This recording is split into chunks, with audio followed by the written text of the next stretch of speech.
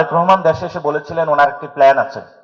তাহলে ব্যাংক পাড়ায় গিয়ে 100 লোক নিয়ে গুন্ডামি করতে পারবে না, যেহেতু উনি শহীদ জিয়াউর রহমানের ছেলে। ওনার প্ল্যানের মধ্যে আমাদের শহীদ ওসমান হাদি ভাই যে ইনসাফের কথা বলেছিলেন, ভারতীয় আধিপত্যবাদের বিরুদ্ধে কথা বলেছিলেন, সেই প্ল্যানের মধ্যে যাতে এটা অন্তর্ভুক্ত থাকে। এখনো আমাদের সামনে বড় একটি চ্যালেঞ্জ এসেছে। এই চ্যালেঞ্জের দায়িত্বভার আমাদের তরুণ প্রজন্ম, ছাত্র ভাই এবং সমাজকে আমাদের সবাইকে নিতে হবে। যদি আমরা নিতে পারি তাহলে হয়তো বা পেশি শক্তি যারা বাংলাদেশকে যে স্বাস্থ্য ব্যবস্থা ঠিক করতে চায় না, তাহলে তার হলো টেন্ডারবাজি বন্ধ হবে।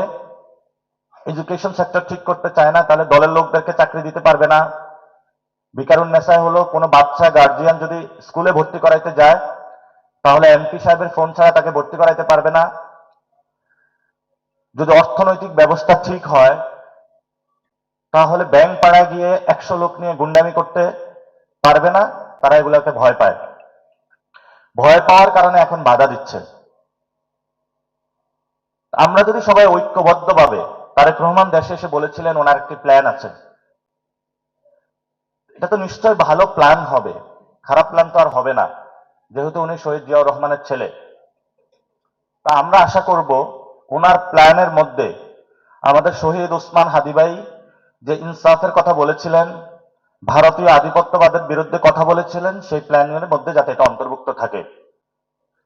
ওই প্ল্যানের মধ্যে যাতে কিভাবে বাংলাদেশে চাঁদাবাজি বন্ধ করা যায় ওই প্ল্যানটা যাতে থাকে।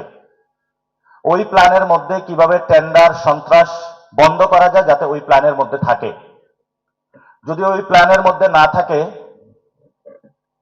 তাহলে এই প্ল্যানটা আমরা মনে করি বাংলাদেশের জন্য না, অন্য কারো স্বার্থ সংশ্লিষ্ট হয়ে এই প্ল্যানটা বাংলাদেশে প্রবেশ করবে।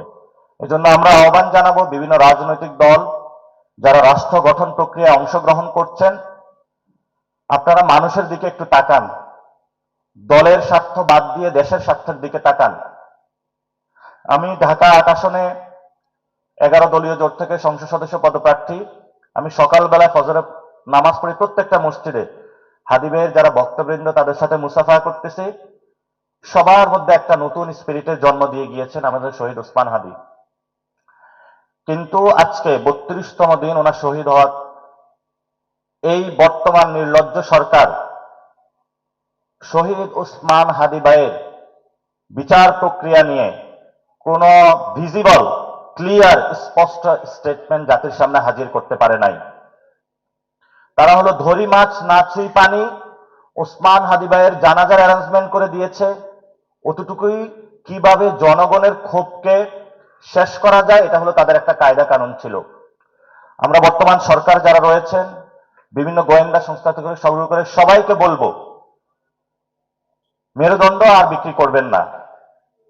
আমাদের ভাই এই বিশ্ববিদ্যালয়ের সন্তান, ইনসাফের রাজত্বের বাণী যিনি প্রচার করেছেন, কিভাবে পেশি শক্তি রাজনীতির টাকার খেলাকে বন্ধ করে সুন্দর ক্যাম্পেইনের আমাদেরকে দিয়ে গিয়েছেন, নতুন বাংলাদেশের স্বপ্ন দিয়েছেন, সেই ওসমান হাদি ভাই বিচার আপনারা কবে করবেন, কিভাবে করবেন, সুস্পষ্ট রোড ম্যাপ জাতির সামনে হলো প্রকাশ করুন।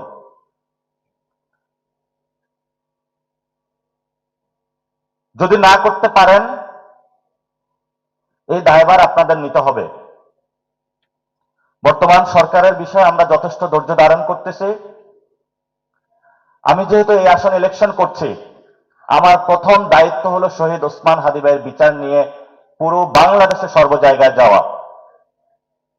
আমি সরকারকে আহ্বান জানাবো যে আপনারা শহীদ ওসমান হাদির বিচারিক প্রক্রিয়া দ্রুত শেষ করেন। আপনারা এটা সাগর রুনি হত্যাকাণ্ডের মতন বছরের পর বছর ঝুলাইয়ে রাখার এই যে কয়দা কানুন, আপনারা সেটা থেকে বের হন।